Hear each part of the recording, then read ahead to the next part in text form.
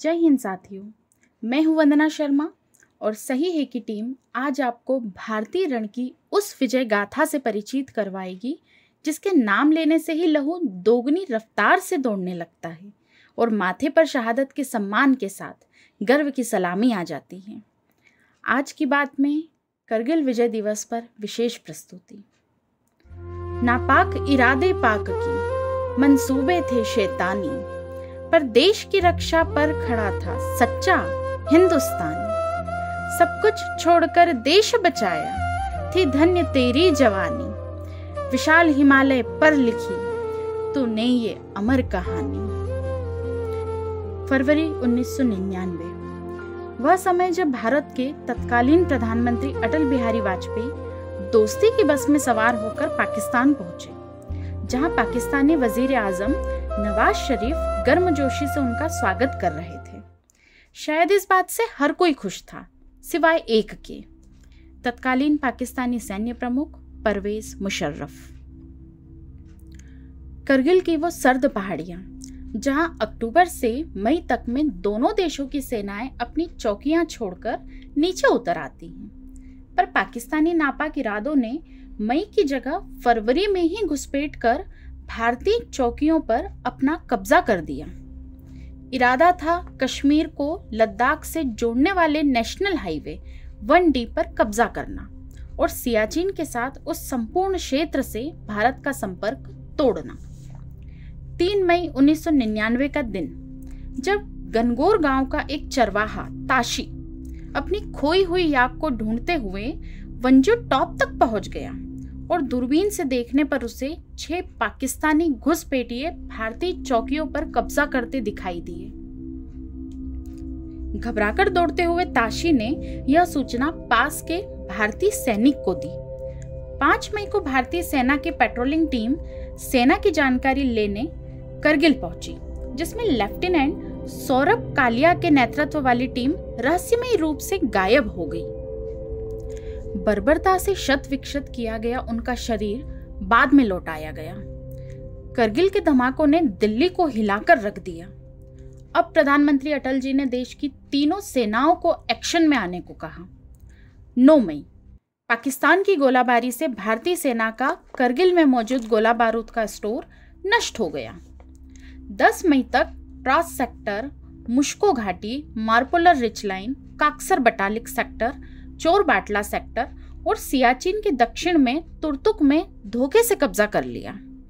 प्रारंभ में पाकिस्तानी सरकार इसे मुजाहिदीनों का अर्थात कश्मीरी बागियों का विद्रोह बता रही थी, परंतु कई सबूतों से बाद में यह सिद्ध हो गया कि यह घुसपैठ पूर्णतः प्रशिक्षित पाकिस्तानी सेना की है। प्रधानमंत्री जी ने 2 टुक सुनाते हुए कहा, हम शांति चाहते हैं, ये तो दुनिया ने देखा। अब दुनिया ये देखेगी कि हम शांति की रक्षा के लिए शक्ति का प्रदर्शन भी कर सकते हैं। साथ ही तीनों सेनाओं को बिना समय गवाए गोली का जवाब गोलों से देने को कहा। इधर भारतीय सेनाओं ने युद्ध का ऐलान कर दिया। जनरल वेद प्रकाश मलिक के नेतृत्व में थल सेना आगे बढ़ी। नाम दिया ऑपरेशन विजय।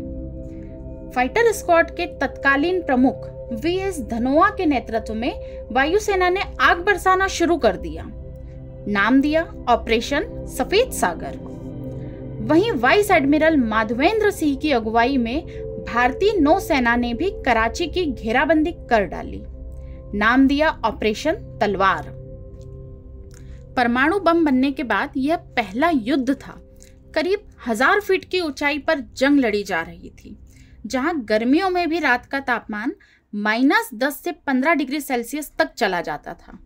भारतीय सैनिकों के लिए टास्क बेहद कठिन था, क्योंकि दुश्मन चोटी पर काबिज था और हमारे सैनिकों को नीचे से ऊपर की ओर पर्वतों पर 80 से 90 डिग्री की सीधी चढ़ाई करना होता था। गोलीबारी से बचना भी था और शत्रु को मारना भी था। परिस्थितियां इतनी विपरीत थी कि युद्ध समीक्षकों ने अंदाजा लगाया कि 1:10 के अनुपात में सैनिकों की तैनाती की जाए और करीब 2 लाख सैनिक करगिल युद्ध में लड़े। यहाँ सामना भी भारतीय सैनिकों से था, जहां हर एक सैनिक के अंदर 100 सैनिकों के बराबर आग धधक रही थी। 26 मई को भारतीय वायुसेना को कार्यवाही के आदेश मिले। 27 मई को स्क्वाड्रन लीडर के नचिकेता और अजय आहूजा पेट्रोलिंग के लिए रवाना हुए। नचिकेता के एयरक्राफ्ट MiG-27 को दुश्मनों ने गिरा दिया और दुर्भाग्यवश नचिकेता का पैराशूट दुश्मन देश में जा गिरा और उन्हें युद्ध बंदी बना लिया गया। अजय आहूजा के एयरक्राफ्ट को भी बम से उड़ाकर इन्हें गोलियों से छलनी कर दिया गया। अब भारतीय सेना अपने पूरे पराक्रम से युद्ध में कूद चुकी थी। एक एक करके भारतीय जाबाजों ने अपनी चौकियों को पुनः कब्जा करते हुए पाकिस्तानियों को खदेड़ना शुरू किया। परमवीर चक्र विजेता गोरखा राइफल्स के लेफ्टिनेंट मनोज कुमार पांडे ने बटालिक सेक्टर में जीत हासिल की। ये कहते थे, अगर मुझे खुद को साबित करने से पहले मौत आ गई तो मैं मौत को भी मौत की नींद सुला दूंगा। वहीं परमवीर चक्र विजेता जम्मू कश्मीर राइफल्स के कैप्टन विक्रम बत्रा ने एक के बाद एक फतह की और फेमस डायलॉग दिल मांगे मोर इन्हीं ने दिया। देश के लिए लड़ते हुए ये शहीद हो गए। इसी तरह परमवीर चक्र विजेता ग्रेनेडियर योगेंद्र सिंह यादव, राइफलमैन संजय कुमार और महावीर चक्र विजेता कैप्टन अनुज नैयर, मेजर बलवान सिंह, मेजर राजेश अधिकारी, नायक दिगेंद्र कुमार और इनके जैसे कई रणबांकुरों ने युद्ध भूमि में अदम्य साहस और गजब के शौर्य का परिचय देते हुए पाकिस्तानियों को घुटने टेकने पर मजबूर कर दिया। 4 जुलाई तक करगिल के सबसे ऊंचे पॉइंट में से एक टाइगर हिल पर भारतीय सेना का कब्जा हो चुका था। अब पाकिस्तान ने विदेशी शरण लेने की सोची और हाथ फैलाकर अमेरिका के राष्ट्रपति बिल क्लिंटन के पास मदद के लिए पहुंचे। बिल क्लिंटन ने मदद से साफ इनकार कर दिया और बिना शर्त पीछे लौटने को कहा। अब न अमेरिका से समर्थन मिला, न चीन ने हाथ थामा और भारतीयों ने तो होश उड़ा ही रखे थे। अंततः पाकिस्तानी सेना को दुम दबाकर भागना पड़ा। 26 जुलाई 1999 को आधिकारिक रूप से करगिल युद्ध में भारत की विजय की घोषणा कर दी गई। तभी से हर वर्ष 26 जुलाई करगिल विजय दिवस के रूप में मनाया जाता है। युद्ध का लाइव प्रसारण पूरे विश्व ने देखा और इस जीत के बाद हमारी सेना के पराक्रम का लोहा पूरी दुनिया ने माना। आज के सशक्त भारत की नींव इन योद्धाओं ने अपने खून से सींची है। हिमालय की ऊंची ऊंची वादियां आज भी इन सुरमाओं की विजय गाथा गाती है। एक तरफ तो दोस्ती का हाथ हम बढ़ा रहे, वो धीरे धीरे रेंग कर मेरी जमीन पे आ रहा। एक तरफ तो मैत्री की बस हम चला रहे, वो दोगला चरित्र अपना आज भी दिखा रहा। वो भूल बैठा घुस रहा है शेर की ही मांद में, गीदड़ों की फौज लेके शेर को डरा रहा।